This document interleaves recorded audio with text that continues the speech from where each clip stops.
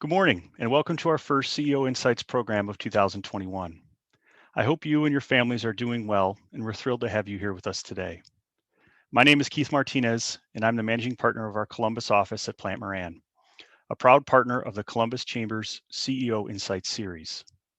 Today, we have the pleasure of featuring a conversation with Dr. Hal Paz, Executive Vice President and Chancellor for Health Affairs at The Ohio State University and Chief Executive Officer at Wexner Medical Center. The Chamber's CEO Insights program has hosted many insightful discussions with Columbus Region's leaders over the years, and Plant Moran is proud to be a longstanding partner of this series. It's been a busy start to 2021.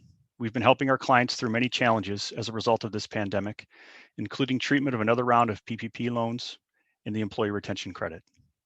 We've recently reopened our office downtown as we work through another busy tax season. Thank you for your continued patience and participation as we continue the series in this virtual format. Now, I'd like to welcome Jennifer Griffith, Regional President of First Merchants Bank. Jennifer, over to you. Good morning, everyone. Thank you for joining us for CEO Insights. And Keith, thank you very much. First Merchants Bank has been a presenting sponsor of this series since the inception in 2013, and we are thrilled to continue our support of these inspiring and thoughtful conversations. First Merchants is celebrating its 30th year with entrepreneurs in our community this year. And while it looks a little bit different, we're still as committed as we've ever been. And building connections and working with the community is exactly what inspires us to continue to grow and do our best. I have the honor today of introducing our first CEO Insights guest of the year, Dr. Hal Paz, Executive Vice President and Chancellor for Health Affairs at The Ohio State University and the Chief Executive Officer at Wexner Medical Center.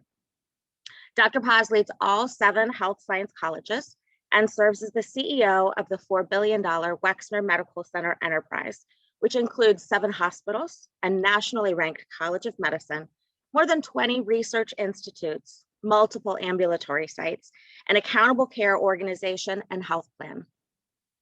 Interviewing Dr. Paz this morning is Colleen Marshall, co-anchor of NBC4 at 6 and 11, and an engaged member of our Central Ohio community.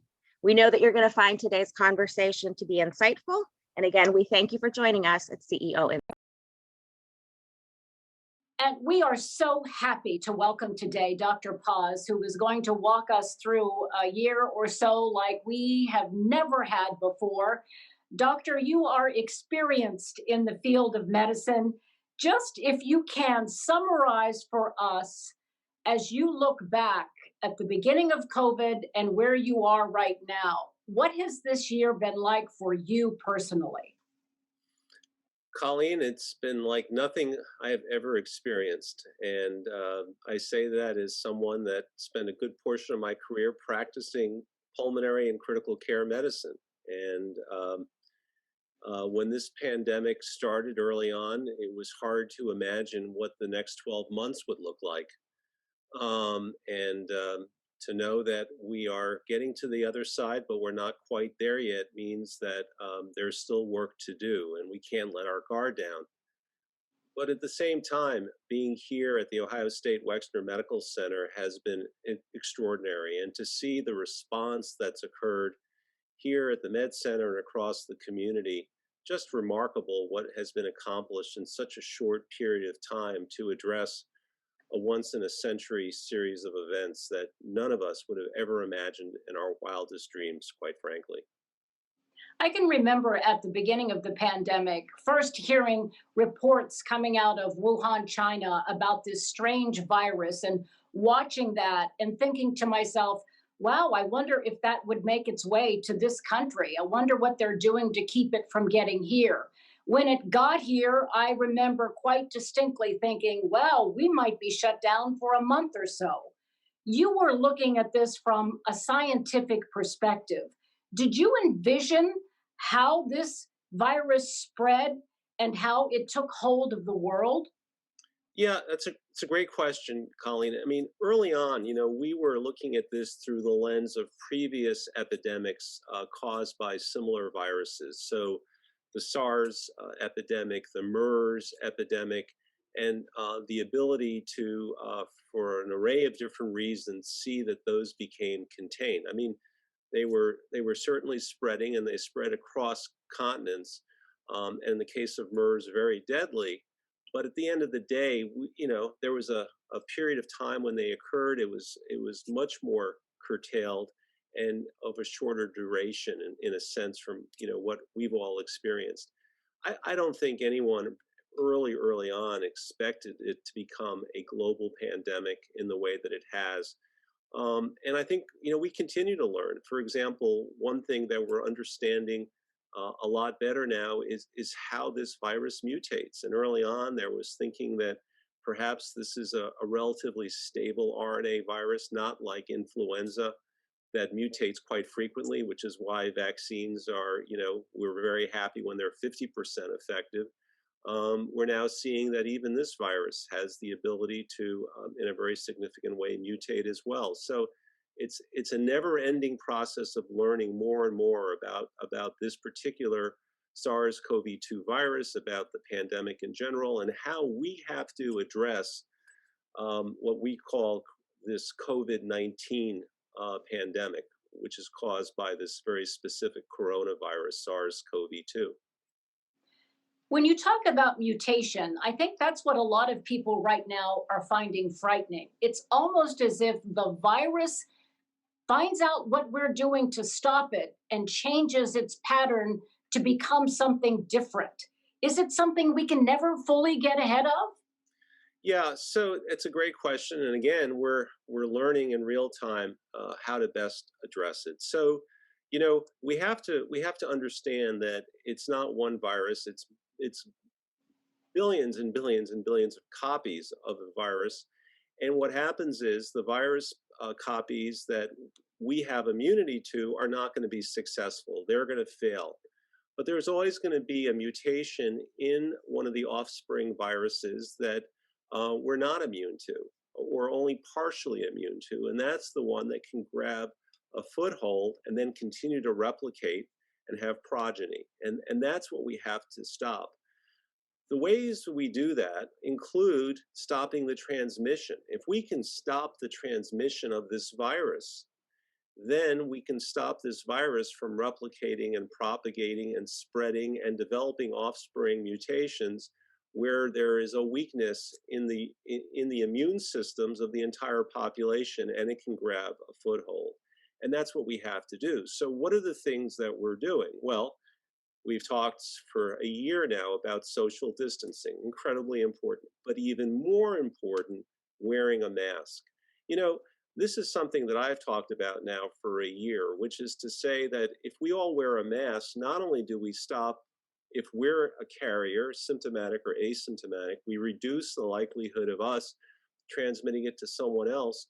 We now have really good evidence that wearing a mask protects us. And that's really important, depending on what kind of mask, which study you're looking at, 80% effectiveness. Now there are recommendations that we double mask. The reason that the recommendations from some about double masking is it helps protect us, extra filtration. If we can keep the virus from getting into our bodies, then we prevent us from becoming infected. We prevent the virus from replicating inside our bodies and us spreading it to somebody else, and with that, potential mutants. And of course, now the vaccines, extraordinarily important. Part of that public health armamentarium, that with the masks, with all the other appropriate social distancing and other things we put in place, will have the ability to stop this thing from spreading, this virus from spreading from one person to another.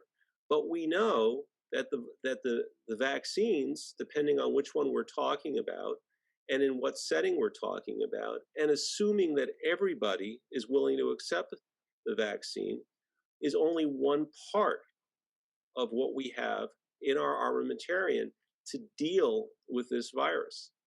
And I would add one more thing that we have to think about, which is we need treatments.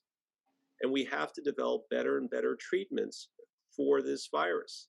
Because some people, and I'm hoping for a day where this virus, this SARS-CoV-2 virus, is no longer on the planet Earth. I truly hope that will be the case, and I hope it'll be soon. But just in case that is not the case, and just in case this does come back periodically, or there are hot spots that break out, and we've seen this, for example, with Ebola, where It's gone for a good period of time, and then there's a hot spot where it breaks out. That's one scenario. The other scenario is smallpox, where we can literally talk about eradicating it from the planet. We're not 100% sure which course this is going to take us, but we have to be prepared for a scenario where we don't eradicate it 100% and where there are recurrences, where hotspots occur in different parts of the world, in different parts of the country even, and we need to be able to jump in with masks, with vaccination, but also with treatments.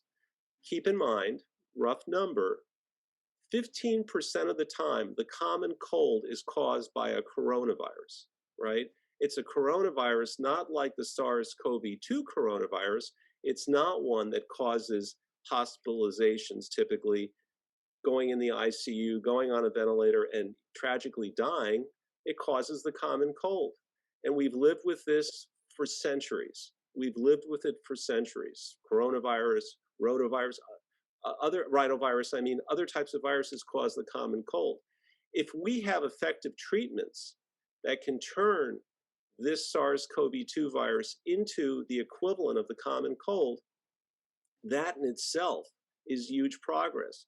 Because at the end of the day, if we can keep individuals from getting sick, if we can keep the vulnerable from coming in, having to be hospitalized, from going in the ICU, from going on a ventilator and dying, that is enormous success. If this virus were a relatively benign virus like the ones that cause the common cold, you and I wouldn't be having this conversation now.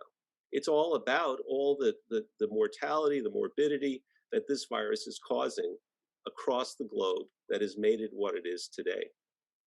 Underneath all that you just said is this personal responsibility that you would like to see all of us take, to wash our hands, to wear the mask, to stay socially distant, to be respectful of other people's space. Right. I just spoke to an Ohio senator who was expressing quite a bit of frustration. His name is Cecil Thomas. He's from the Cincinnati area. He has an immune-compromised child, and he cannot get other members of the Ohio legislature to wear a mask inside the seat of government, the Ohio State House. Those kinds of behaviors and that stubborn resistance to those basic tenets of public health must drive you crazy. So this is all about public health, and it's about doing what we all need to do as fellow Americans and as citizens to protect each other. We're at war with a virus, and this virus doesn't discriminate against any particular part of the population. It doesn't care about philosophy, politics. All it does is it infects human beings, and it makes a significant number, very sick, and even kills some of our American neighbors. We all together have to fight this virus. It's a fight against an attack. And the only tools we have in our toolkit are these public health measures. Social distancing, wearing a mask, getting vaccinated, washing our hands. If we become infected, quarantining, and isolating. Those are the things that we have to do. And if we keep on doing it, eventually, I hope we can get to the day where we eradicate this virus. If not forever, for a good long portion of time, much like the success we've had around the world with the MERS infection in the Middle East and the SARS infection that started in Asia.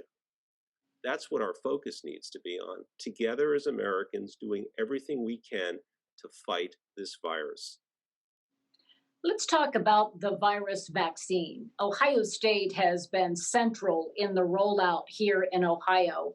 It seems as if the state is not as far along as it should be.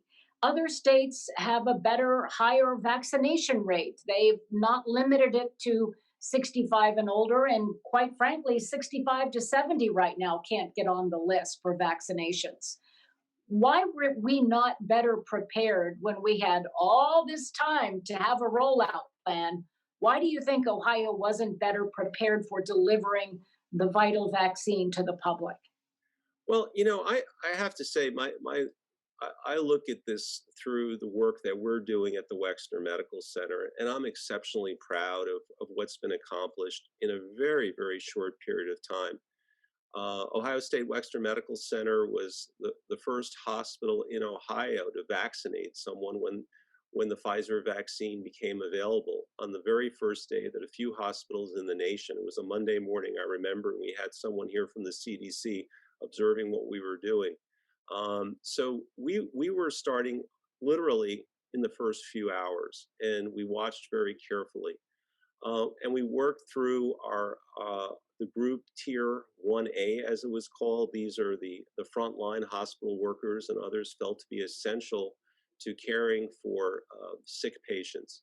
And then very quickly, when we had the go-ahead, we moved to 1B. And the first patient we vaccinated was a 100-year-old woman who lives here in Columbus, and she was vaccinated, and we've been continuing to vaccinate since then. We've moved into the shot. We have the capacity to do 3,000 vaccines a day. I was over there yesterday, and I got to tell you, it is an operation like you can't believe.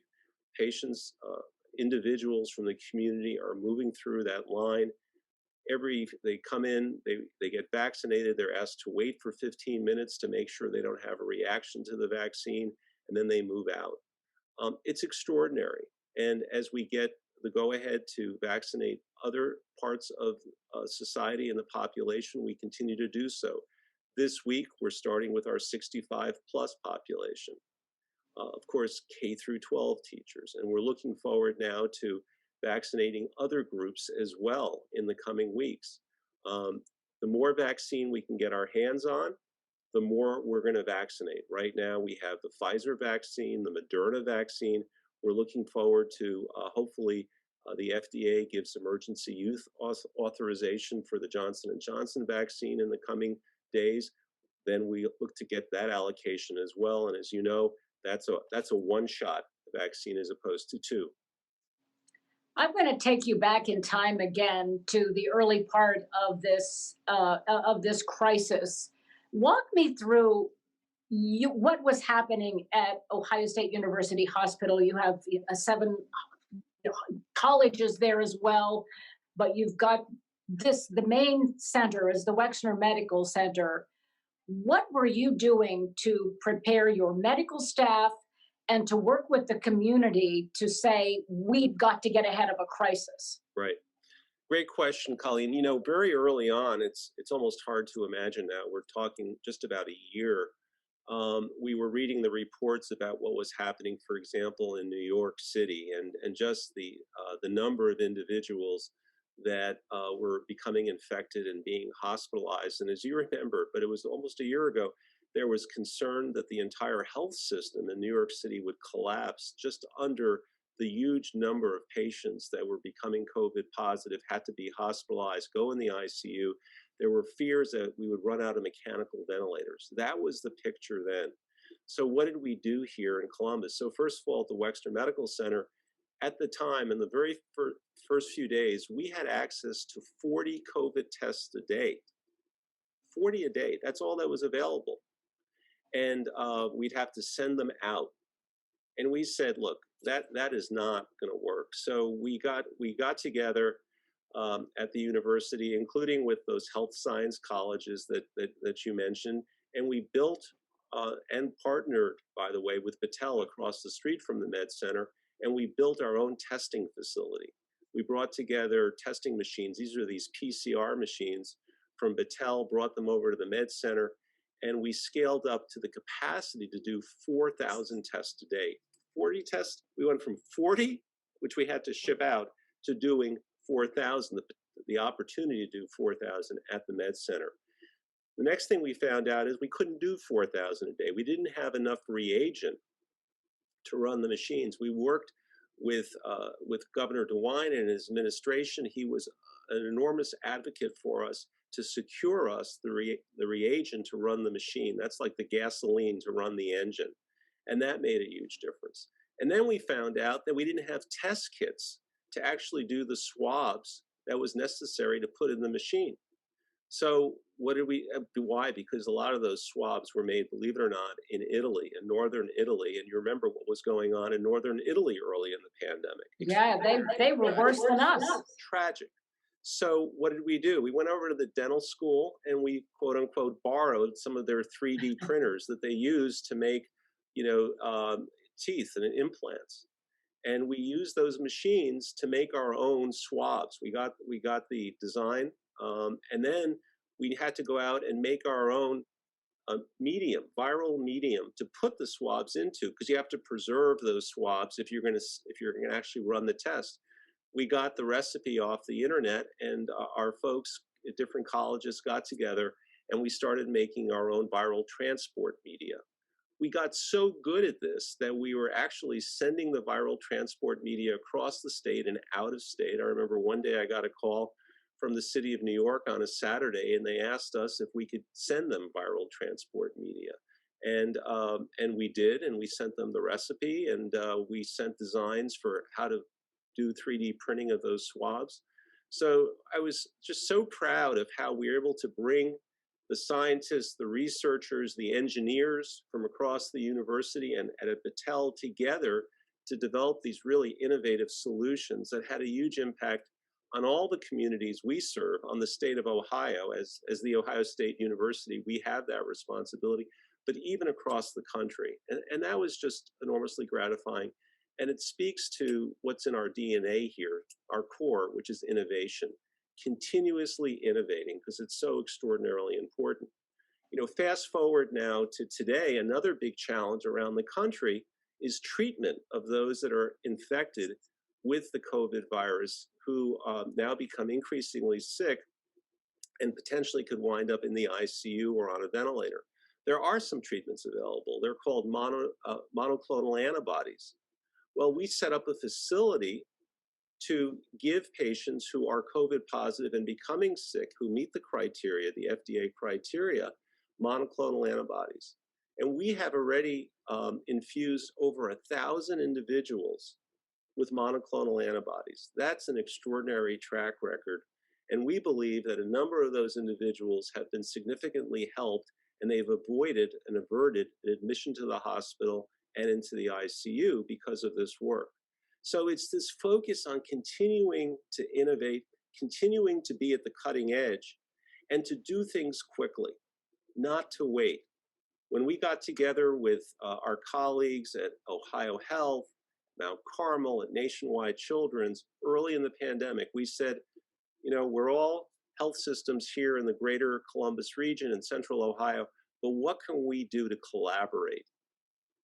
Let's work together. It's embedded in the Columbus way, finding ways to partner and collaborate. So we didn't wait for the federal government to tell us to do this. We didn't wait for the National Guard to come in. We worked with the city. We took over the convention center. We were able to put 1,100 beds in the convention center early in the pandemic, such that if Columbus turned into the next New York, where all the hospitals got overwhelmed, we would have a place to admit patients to.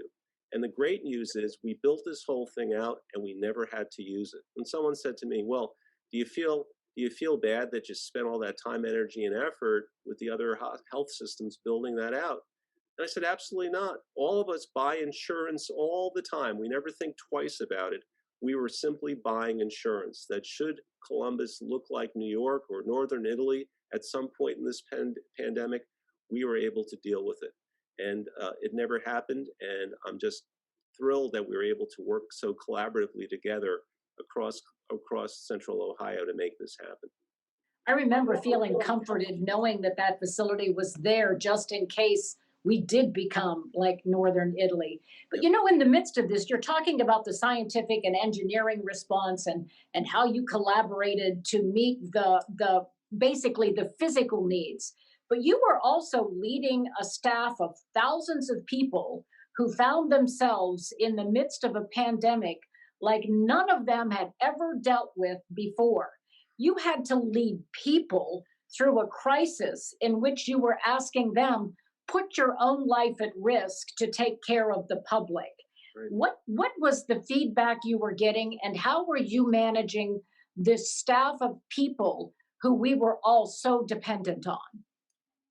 Uh, I read an article recently in one of the newspapers that talked about the other pandemic, the pandemic of the stress that this has put on healthcare workers, just the pressure, the turmoil, the emotional challenges that so many healthcare workers have faced day after day after day. I talked to someone who, literally said that he had been working every day for over 365 days on this pandemic without one day off. Incredible. Oh my gosh.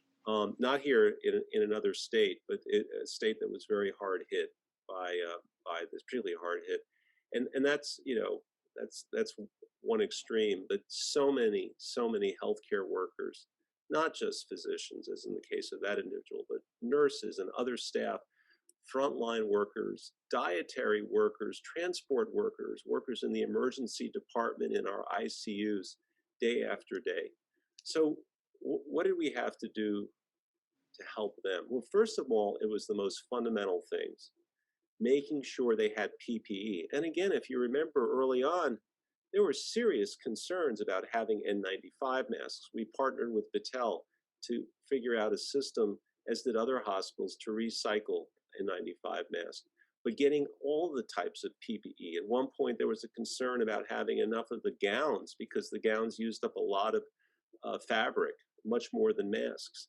Gloves. At one point, we were looking to purchase gloves from all over the world to bring to Columbus because there weren't enough gloves. And this just went on endlessly. Make sure we had enough ventilators for the staff to intubate and care for patients who needed mechanical ventilation. So that was just an extraordinary challenge. Two, I mentioned testing before. Imagine caring for patients and you don't even know if they're COVID positive or not. And if they are, obviously putting those individuals in respiratory isolation, making sure that you're doubly careful. I mean, we always start with the assumption that until proven otherwise, you had to protect yourself in all cases, but we wanted to know that, and we had to make sure that testing was available. But after that, it was really about the mental health and well-being of our frontline employees. We also borrowed the Blackwell Hotel on campus as a respite for our employee. We borrowed a lot of things, Colleen, during this pandemic, but we did give them all back. The folks were phenomenal at the university to allow us to have access to the Blackwell as a respite for our employees. And so they didn't have to drive home, or even if they lived very close by, they didn't want to go home and they were fearful they would infect their families. That was a huge concern early in the pandemic. So we wanted to address that. And then a lot of various types of emotional support and mental health support for our workforce to avoid all the pressures and the sequelae of what they were going through in providing this incredible care for the sickest of the sick. I imagine, two of my neighbors are physicians. Mm-hmm. The wife was on the front line intubating people at the very beginning in the most critical care floors, and was afraid to come home and come into the upper part of their house where the husband was living with the daughter. She would come home, go in through the basement, change her clothes there, shower there, try to avoid her family. Psychologically, you must have been hearing stories like that of people who were sacrificing in ways they never thought they were going to be sacrificing when they chose this career in healthcare. I think, we all know when we enter our professions in healthcare that we're committing to doing this kind of work. I think we understand that, but until you experience it, it's a very different thing. And that's why providing the support was so important. And I have to say that the community provided support. In the pandemic, we would get food shipments from restaurants and caterers who would just send incredible amounts of food. The cards, the emails, the texts, the well-wishers were just extraordinary. The signs on the sides of the road. It seems like a small thing, but for that person that you just mentioned, Colleen, it made all the world of a difference for them. It showed them that they weren't alone, that they weren't fighting this fight by themselves, and that they had a whole community behind them. Because that's why we're all here. We're all here for the community. Were you frustrated at how quickly this pandemic became a political football? That suddenly people were lining up and saying, well, it's a hoax, it's going to go away. Science is saying one thing, politicians are saying another thing, and you were caught in the middle. I haven't had, honestly, we've been just so deep in this now for almost 12 months. I haven't really had a lot of time to think about that or process it. It's going to be something I'll look back on to really understand how it did get so polarized. I'm looking at it from the perspective of a pulmonary doctor, a critical care doctor, of someone who is on the faculty in the College of Medicine and in the College of Public Health, and as CEO of this large enterprise here. And I'm sure that myself and my colleagues, when we're on the totally on the other side of this pandemic, are going to look back and try to understand those various dynamics, because right now it's a puzzle to me, and all we want to do is help people. We want to prevent them from dying. We want to keep them out of the hospital, and we want to get back to normal. That's what we want to do. And we'll have a time afterwards to try to reflect on that. I think there are issues, without a doubt, that have a lot to do with other factors besides healthcare per se. And we know that health and well-being are dependent not just on health, but also on mental health, financial well-being, social connectedness, having a job, financial security. These are the things we call, social determinants of health, behavioral, environmental determinants of health. They all have an impact on our health and well-being, and they even have an impact on us living a full life and not dying a premature death. We know that communities where there are enormous social factors, so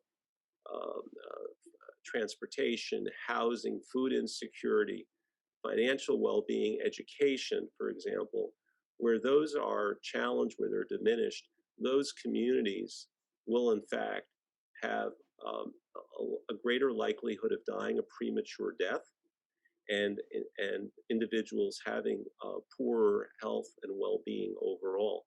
So there are a number of things we have to address, and I'll just put this out as well. As we do get to the other side of this, we're going to have to be prepared for a number of social factors that we've talked about before, but I'm concerned we're going to see to a more significant degree.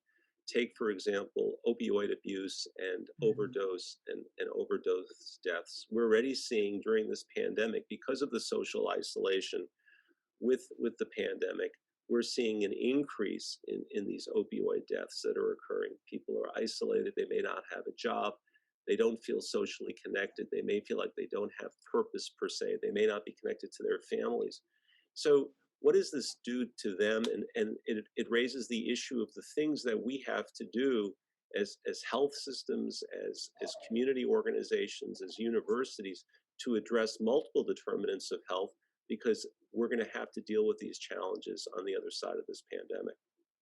I just read this morning that there is an increase in liver disease that they believe is tied to people drinking so much more during isolation. So you are dealing now with new emerging healthcare problems. You are certainly dealing with managing this massive hospital system during a pandemic. You came into this position fewer than 5 years ago, not knowing what you were going to be facing a few years down the road. How do you think this will change the way you lead in the future, or will it?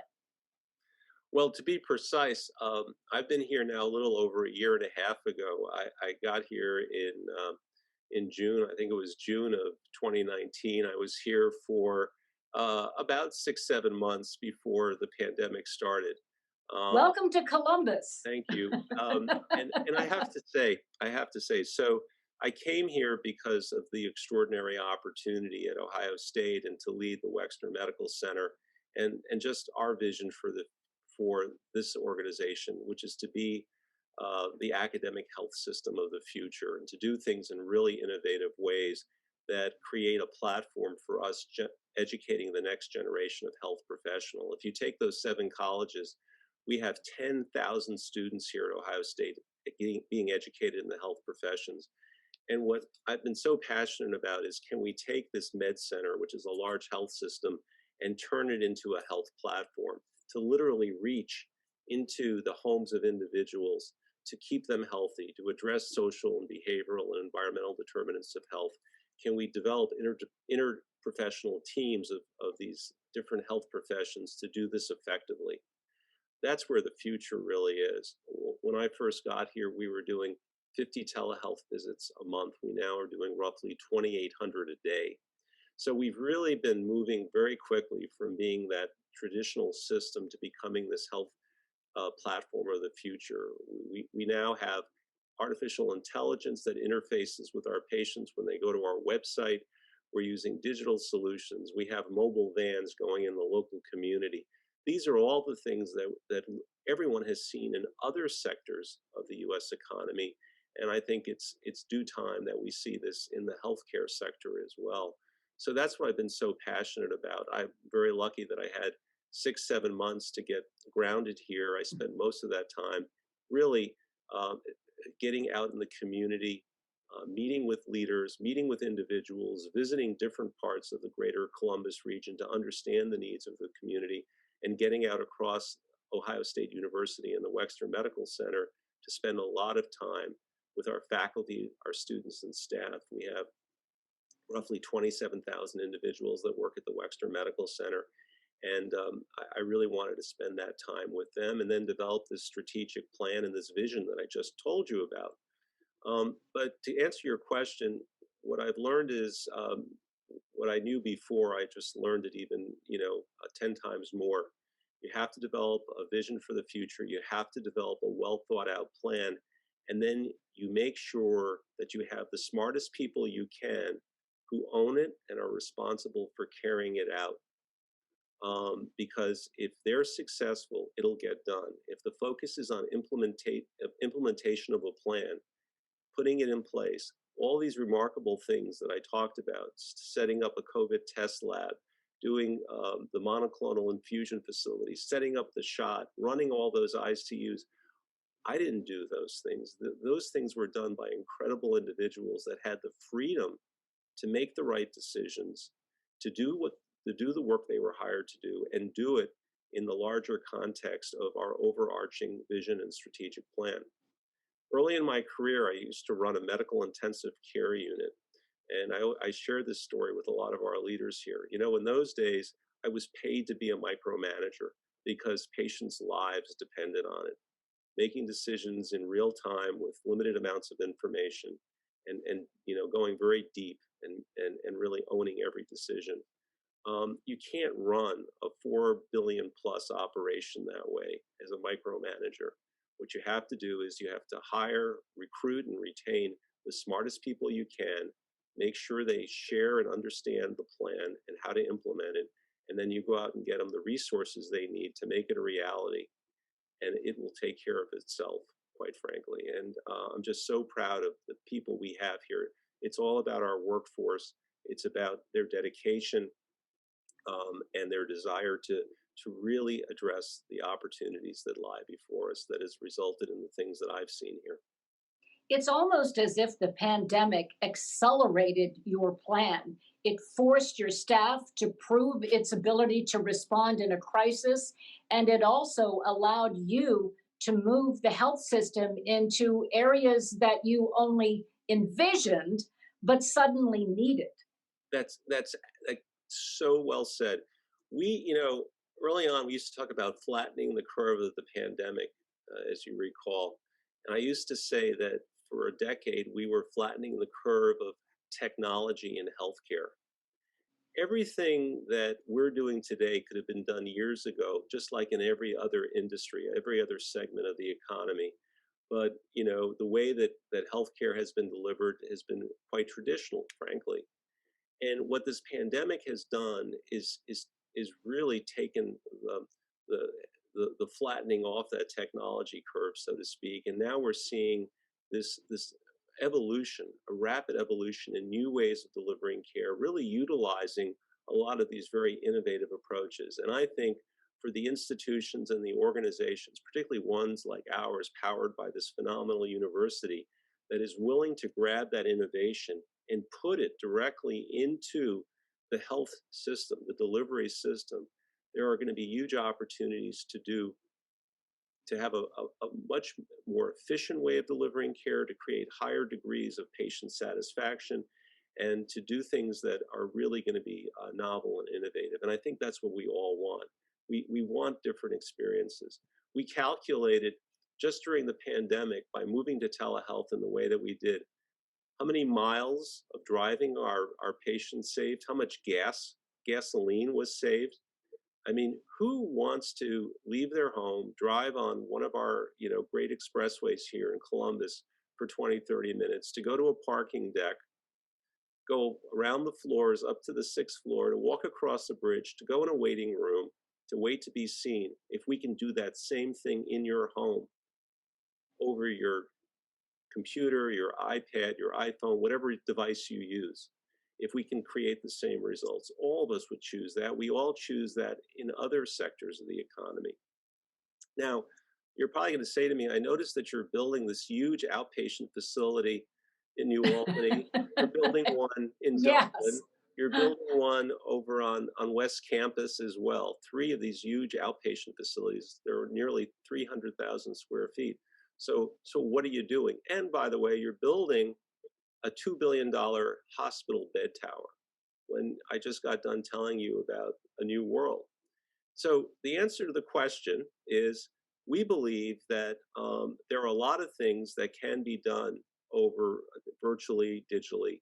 But at the same time, as we increase access, we have to figure out ways to deliver more and more of the inpatient care in those outpatient settings. Those outpatient buildings, like in New Albany, have operating rooms in them.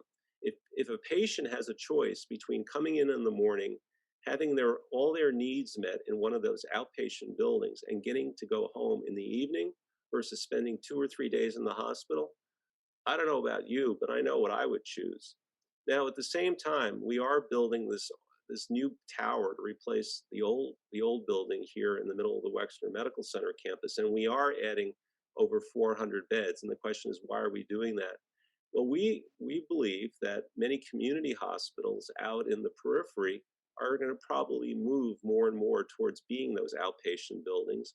And ultimately, we're going to see less hospital beds across Ohio and across the country, number one. Number two, when you need one of those inpatient hospital beds, it's going to be for really sick people. Because if you're not that sick, we'll take care of you at the New Albany building or Upper Arlington building or wherever. But if you need to be in a hospital, like the James, for example, if you need an organ transplant, which we're one of the leaders in the country in doing organ transplants, or if, God forbid, you're a burn patient, and we have one of the burn patient units for the entire state here, you have to be in a state-of-the-art facility. I mean, we learned this during the pandemic, when there was a concern that Ohio would run out of ventilators, would run out of ICU beds. We need a state-of-the-art modern hospital that, in fact, has much, much more capacity for ICUs, for ventilators, and to care for patients in negative airflow rooms where whatever they have can't be spread to another patient. And I truly believe, and I am really passionate about this, that if you live in Columbus, you deserve the same state-of-the-art facility that you would find in any major city, be it New York, Boston, Philadelphia, because that's what we deserve here in the state. And we have a responsibility to build those buildings to offer it to our citizens. I think it is remarkable, the hospital systems that we have and that we are blessed to have in Central Ohio. I could talk to you forever, but Katie Smith, who is the executive, the CEO of CEO Magazine, the editor, is joining us now because Katie gets to ask you a question too before Great. we wrap up. Katie, what have you got to say to us today? Hi, Hal. So, um, many of the leaders in Columbus had a really stressful year, and I would imagine that you are chief among them. And can you share with our other leaders, with your fellow CEOs, how did you maintain your personal resilience this year? What did you do to not just lose it every night and every day? Because what I hear you describing, all the moving parts, it's incredible what you and your people have accomplished. Okay, thanks for the question. You know, last week I met with a number of our students who are in a leadership program in our College of Nursing, and they asked me the same question. And what I told them is this: number one, you must take care of yourself. If you don't take care of yourself, you're not going to be successful in taking care of anyone else, and that includes your family members or the patients you're responsible for. So I truly believe that. I'm very lucky. Going back a couple of decades, I committed myself to doing 1 hour of physical activity a day. That meant going to a gym 3 times a week. That unfortunately stopped. I guess it was back in February, March. I'm losing track of time. A year ago. It's hard to believe. I haven't been back to a gym in a year. It means that the people at Peloton got me to buy one of their bikes, and I've been, a runner and a power walker outdoors as well, and doing that on a daily basis. And I do it, rain, sleet, or snow. It's really important. Number two, trying to read at night. Read books that have absolutely nothing to do with my day job. I think is really important, and that's just about Hal. But I would say equally important is family. I'm blessed to have a wife who understands these challenges. She's exceptionally supportive. It doesn't hurt that she is a licensed clinical psychologist and therapist. Having that relationship is really important to be with family. Unfortunately, a lot of it now is over Zoom and FaceTime, but nonetheless, having that contact, because that's what grounds you and that's what keeps you, frankly, sane. So I would say that taking care of oneself and really purposefully devoting time. We've offered mindfulness training for our workforce here. We've encouraged yoga. We've encouraged all these different approaches that are structured to help individuals focus on themselves and on their well-being. It's really, really important. Before I let you go, I can't let you go without asking what everyone wants to know. Where is this vaccine program going to go? Are you optimistic that most of us will be vaccinated by summer? Yeah, I don't have a crystal ball, but I am very optimistic that as more and more vaccines come online, as companies like Pfizer and Moderna start to manufacture even more, as Johnson and Johnson brings their vaccine forward, again, pending approval by the FDA and other vaccine manufacturers. We were looking early on in the pandemic at 8 different vaccines, and there are even more globally, that we will have a lot of vaccine.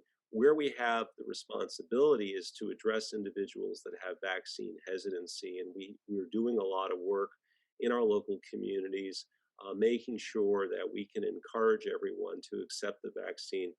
We've seen steady progress both here in Ohio and nationally in reducing the number of individuals that are saying they won't get the vaccine. And over time, we're hopeful that we will have an exceptionally high acceptance rate. It is so important to stopping the spread of the virus. When we stop the spread of the virus, we reduce the ability of the virus to mutate. And if we can stop it from mutating, that means that the first line of vaccines that have been made to date will be absolutely effective the way they were intended to be effective. If it does continue to mutate, then these manufacturers have already said they'll go back and they'll have booster vaccines.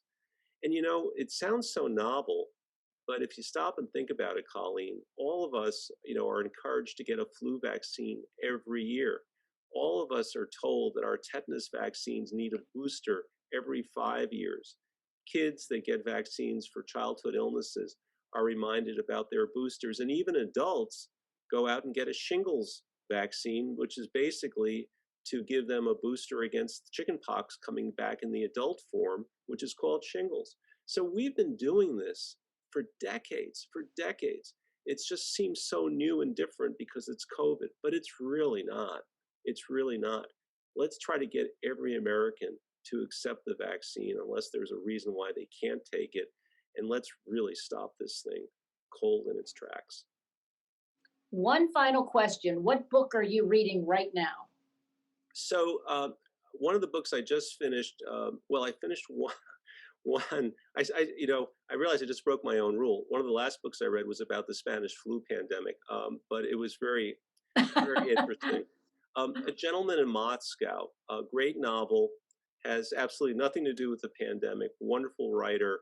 I would really endorse that book. It's a wonderful novel, Gentleman in Moscow. All right. Thank you so much for being with us, Doctor. It's been a pleasure, and good luck to you and your entire staff in keeping the rest of us safe. Thank you, Colleen. Really enjoyed talking with you today. Have a great day and be well. And we want to remind the people who are viewing in, if you would like to know about future programs, you can go to columbus.org/events to keep up with what the Columbus Chamber has in store for all of you. Thank you, Doctor. Thank you.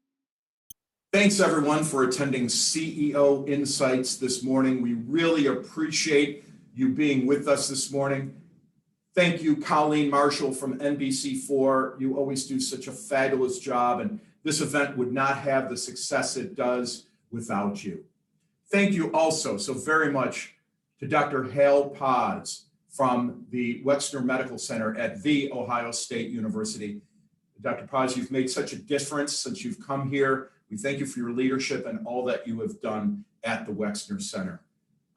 We'd like to really specifically thank our wonderful underwriters for CEO Insights. They are, of course, the law firm of Barnes and Thornburg, the accounting and professional services firm Plant Moran, and First Merchants Bank. You have been with us for years now. We really appreciate all you do and all the support you give to our Columbus Chamber of Commerce year in and year out. Hey, please take a minute and visit columbus.org/events. That's columbus.org/events to learn more about all of our upcoming programs, especially the upcoming CEO Insights. Also, we've got a government spotlight coming up on the importance of childcare to the Ohio business community. That's on February 25th. Our Columbus Region Logistics Council, our CRLC, Get to Know Wuhan. People may not know this, but Wuhan in China is Columbus's friendship city. That event will be March 4th. And Adapt 2021, our always fantastic annual meeting. We're going to give you a two-parter. The event itself will be virtual on April 28th. Mark your calendar, our April 28th for our annual meeting. And then in the summer, we're going to do something live and in person. So stay tuned for that. And one ticket gains you admission to both events. So thank you again so very much. Take good care and have a wonderful Chamber of Commerce day.